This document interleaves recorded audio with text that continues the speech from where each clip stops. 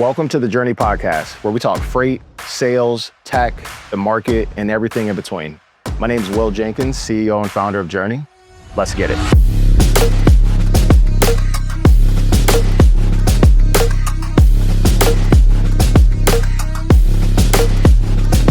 Hello, and welcome to the 100th episode of the Journey Podcast. My name is Will Jenkins, and man, time flies.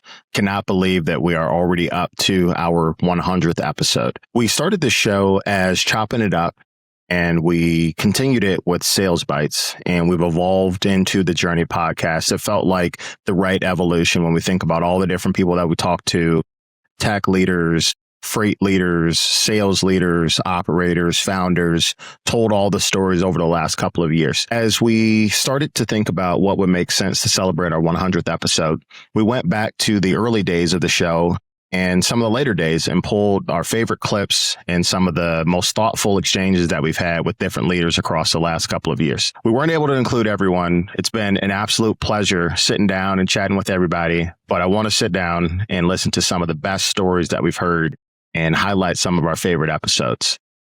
It's only right that it would start with our first episode of what was then called Chopping It Up, and our very, very first guest, someone that I absolutely appreciate by the name of Kevin Miles, CEO and founder of Eureka BI. We dove in on pricing, and Kevin gave us a little bit of background on himself and what he and his team are building at Eureka BI.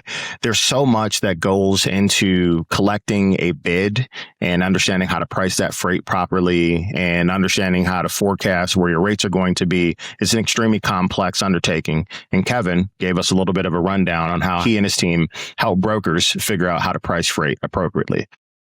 Now, let's hear from Kevin. There's services that'll sell you data, you can get it, but what you actually do with it has become really important. And so we're looking to develop a product line that focuses on taking a bid, doing the analysis, doing the formatting to get into a certain easily digestible, easily readable format that you can then go upload and do things with. And then also capture previous bids, wins, losses, expected loads, actual loads, all that information that a lot of people just disregard. The bid process becomes extremely transactional, and it's, I got it. Let's send it to John or Jill. They're going to go do it. Then we submit it. We win, we don't, and we move on to the next one. And then all that information and work that's gone into it is gone. And so the feedback has been, man, if we could capture that, we know there's some value in that. All right. So that was episode 1 of what was then called Chopping It Up. And 2 years later, Kevin came back for episode 95, where he shared a little bit of what his team has gotten into over the last couple of years and how the business has evolved. After this episode, go take a look at episode 95 and hear the evolution of Kevin's business and some of where they've come over the last few years. After Chopping It Up, we launched Sales Bites, and the thought process behind it was to give people really short, actionable sales tips that they could use and go implement. One of the first people I reached out to was Abby Hafenbredl, and she crushed it in our first episode. She talked about networking and how to plan for a conference properly and really how to get the most out of your time at a conference. And so a lot of what we learned from her was around how to prep and make sure that you make the most of your opportunities, because man, oh man, those conferences are not cheap. So if you're going to spend some time to go see your customers, you want to make sure that you get the most out of it. Abby, you're back up. Whenever I go to a conference, some of the key things I make sure I have situated and a little bit prepped in my mind and in my, CRM before I head out. So I want to make sure I have anywhere from like 5 to 10 anchor meetings when I go to a conference. And of course, that's going to depend on the amount of prep time you have, if you get the attendee list. I have gone to a couple conferences in the past few months that it's just kind of a game time last minute decision. So I didn't have the prep I necessarily would have loved to have. But once you're able to have that prep and have a couple meetings situated, you want to make sure you're setting clear goals. So why are you going to this conference? Are you trying to, again, land shippers? Are you trying to just get your name out? Are you trying to tell people about your tech? And then how do you plan on doing that? So are you just going to text everybody when you get down there? Are you going to, send emails a couple weeks in advance, slowly wean off until maybe they see your name and then in person reach out to them. There's a lot of different tactics for going into conferences, but I think the most important thing is to prepare and have a plan in place. That advice is very simple, very straightforward, very actionable, but it changes the entire complexity of the event. And these are things that our team does just to make sure that we get the most out of that time. You don't want to just show up to the event. You want to make sure that you plan so you get the most out of your spend and can maximize your time at that conference.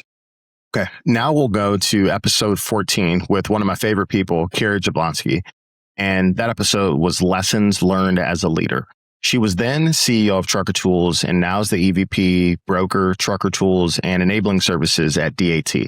She joined us to talk about her leadership journey and all of the things throughout her career that helped her prepare to be a first-time CEO and to lead a freight tech organization. Kary took a different approach. She started by listening. She sat down with her team individually and really dug in to understand each of them and their backgrounds, what they wanted to do professionally, and wanted to understand how she could support them. It's really, really helpful just to take a step back and see a leader of Kary's caliber really dig into the people side of the business so that she could be an effective leader. Let's hear what she had to say. I spent some time when I was getting into the business thinking about like, how do I want my new team to feel when they're talking to me and how can I make that happen? So what that meant was early on, I just started by listening a ton. I met with every single person at the business and spent at least half an hour with them just saying like, tell me about who you are and where you're from, what, work and outside of work. What are your goals? What do you care about? What do you want to do? How can I help you get there?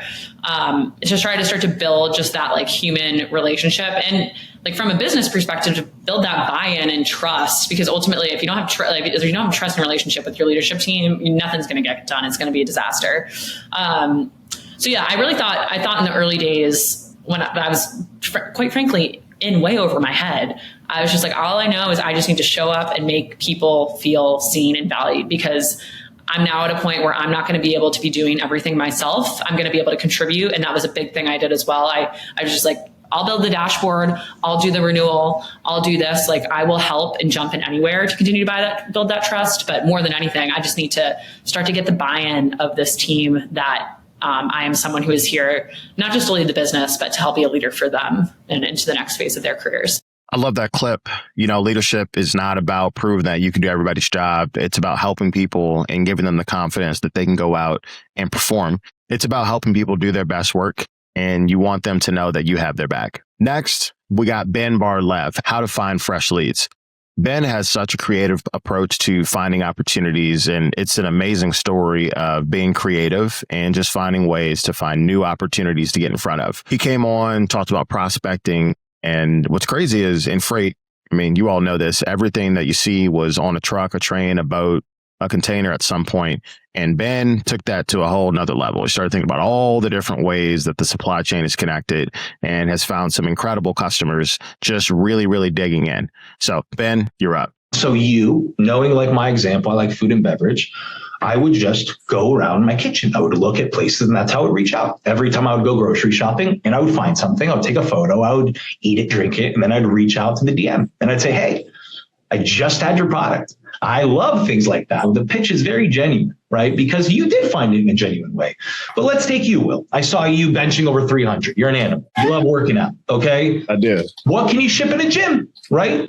Let's take that. You can ship the weights, the machines, the supplements, the mats, the snacks, the food, the clothes, accessories, gloves, stuff like that. The water fountains that they drink out of, the water purifier. There's so many things that you can ship out of, right? And so when people say, oh, there's no leads, think about what you're passionate for, because it's not about finding the leads. It's finding the leads that you care about.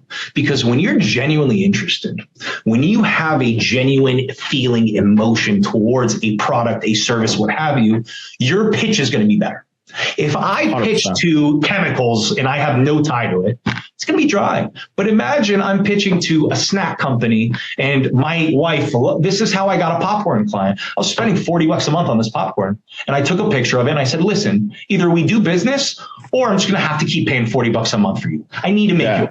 I got to find a way to get this cheaper, right? That made him laugh, no problem. I got in an RFP for a tray, on the planes, the ones, the little meal trays that you like open. I was hungover from a bachelor party and I slept on that thing and it held me. I'm like 205. This thing held me. So I'm like, dude, this thing's got integrity. Take a photo. They do automotive parts. In this case, it was an airplane. Got on the RFP. Just from that, just literally telling him that, hey, this is how I found you, and telling him the story. And so there's so many leads, and I know I'm cross-pollinating between how to reach out and be genuine, but the way you're finding these leads are genuine. You don't have to force it. People can tell when you're saying the same thing and being generic. And obviously, Ben's approach has yielded incredible results. And you can tell he's passionate about what he does, and what he's sending and saying to his customers is very unique, and it helps resonate with them. Chad, my guy, Chad Olesen, episode 29, The Power of Automation, AVRL's Impact on Logistics. So Chad joined us early on, chopping it up just to talk about automation. And for those of you that have worked with him, you've seen the incredible impact that AVRL has had in your business and some of the things that they've been able to do to help you automate pricing and get in front of your customers more effectively and streamline your bid strategy with your spot quotes and stay ahead of the curve with your competition. Chad has taught me a lot about how his team approaches freight tech and really being a cutting edge partner in the space.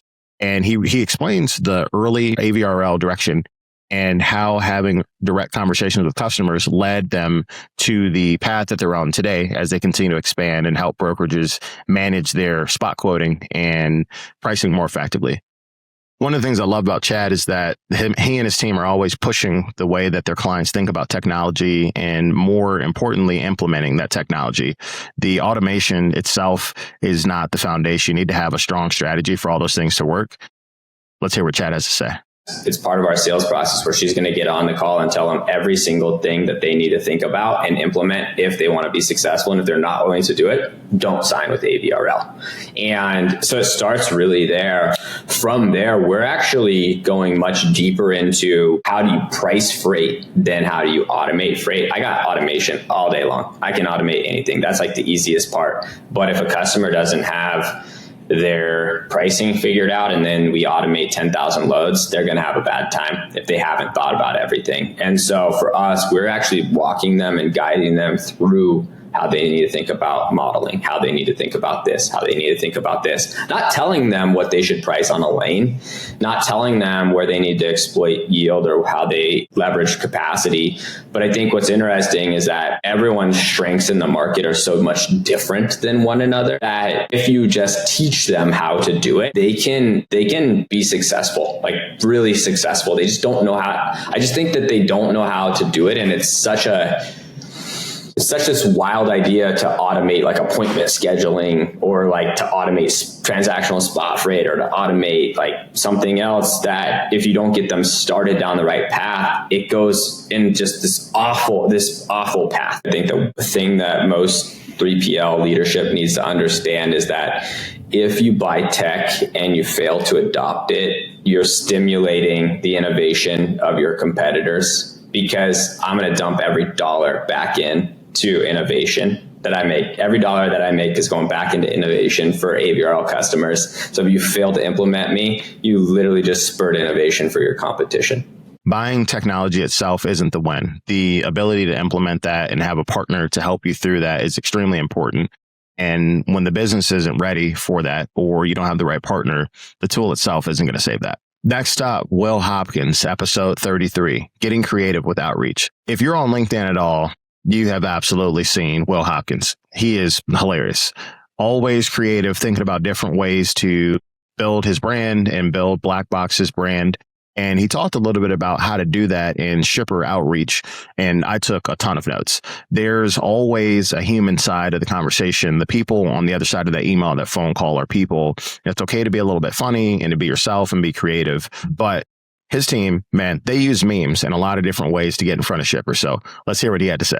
Do you have any fun examples of out-of-the-box engagement that converted to an opportunity of a customer that y'all work with today? Man, really, the only thing that comes to mind is memes. And the main guy that does, we call him Meme God. His name's Jeff. He'll send some memes where like it'll work out. So you'll get the customer. It's like, I don't know if like too much, but hell, you got the account. And sometimes that's how it works, right? Like you said, sometimes sales is, or at least in my opinion, sometimes a little bit too buttoned up or scripty. And really it's about the connections and how do I make those connections? I'm human and the people I'm talking to are human.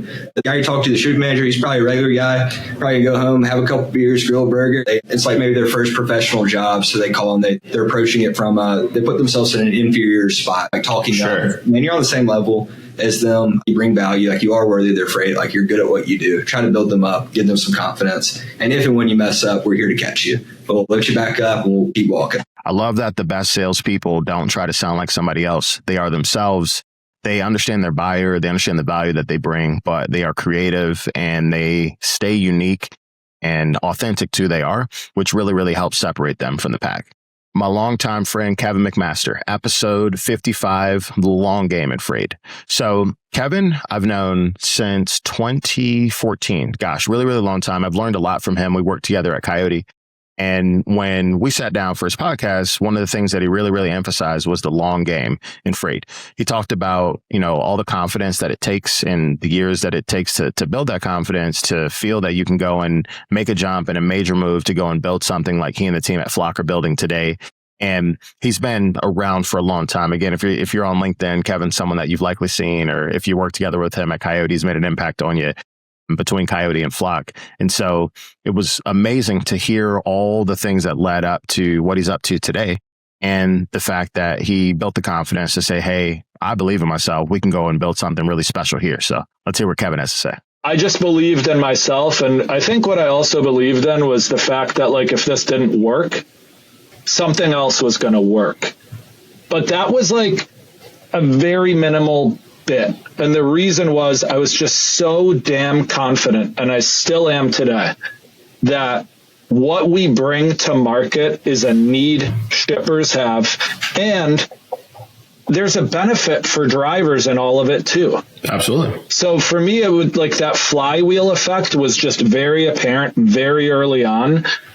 And I mean, I was scared to go to Coyote when I was leaving real-time freight, and it was one of the best decisions I'd ever made. So I was like, okay, this is just another moment in time, and I'm just making a decision that is going to be one of the best decisions that I ever make for me and my family. Next up, we have someone else from ABRL, Madison Santo. She absolutely crushed effective cold calling. And every time I talk to Madison, it's an insightful sales conversation. I remember meeting her back in 2023, and it's been, an absolute pleasure to continue to learn from her. Her advice is very direct and very to the point, which is something that I appreciate. She said, get to the money. If you're on the phone or you're reaching out to your customers, they're typically making decisions based on how it impacts their bottom line. And so you may only have a couple seconds, typically on a cold call, to get someone's attention. So you want to get right to the money. Don't spend a bunch of time on a long intro on your company. Get to that impact. So let's hear what Madison had to say. One thing I learned, and this was multiple years back, is that money talks. Every single year, every company wants to grow year over year. So if you want to grab someone's attention, if you are selling a solution that does this, you should start with money. What type of profit can you bring their business? Throw a large statistic that maybe one of your customers has had, or a statistic across the board. But anybody that I have ever coached on cold calling, start with money. Do everything that you can to bring up money in that first 10 to 15 seconds. And then maybe money plus something greater. Like, hey, and I brought this for this company, for this $1 billion organization. That is going to grab people's attention. A lot of the times you are not going to have someone that says, no, I know that you brought that to them and they're $1 billion and I've seen their revenue and I've seen their growth, but I'm not interested in talking to you. That does not happen very often if you cold call correctly. I like it. The combination of a revenue-driven stat plus social proof, really effective way, because your best sales professionals are actually your best customers. The people that have implemented your product and have seen really, really strong results using you, they're the best salespeople in the world. Their results speak. So if you can put those two things together early on in a call, incredible. Absolutely love it. That buyer, again, they don't need a long intro on your company or anything like that. They need a reason to care. And a lot of times that's going to be dollars and cents. So those clips take us all the way up through our first 99 episodes. And here we are at episode 100. Crazy to think. There have been so many guests, so many founders, so many lessons, so many friends, so many people that have given their time to just bestow a little bit of wisdom and talk a little bit about their background and their businesses and just share with us their career journeys and some of what they're building. And for that, we are incredibly grateful. To every guest that spent some time here with us to prep and to share your story, thank you very much. It means the world to get a chance to sit down and dig in and get to know you and your team a little bit better. And we really do genuinely appreciate you taking the time to sit down and chat with us. There's so many people that I've learned from in my career. I've been in sales for 18 years. I've been in freight for 12 years now. So many incredible people like yourselves, the last 99 guests that have just taken time out to teach me something. So that means the world. And I hope that you know that what you have given is impactful. And there are a lot of people that are listening to the different things you've said and using them to be more effective in what they do. To our team that has worked in the background to get everything set up and cut up and edited all the hours, thank you so much. And really, I cannot express my appreciation enough for all the things that our team has done to help make this podcast be a reality and bring it to life. So it's something that people want to sit down and listen to. And the 100th episode is a really cool milestone for us, but we're not done. I cannot wait for the next 100 episodes and for the conversations to be more fun and to have more incredible guests and some guests pop on again and some follow-up conversations, new guests, all the good stuff. Really, really excited about what the next 100 look like. So cheers to our first 100 episodes of the Journey podcast. A big thank you to everyone that's been a part of what we're building. A huge thank you to our team. And with that, we'll see you on the next one. Thank you very much.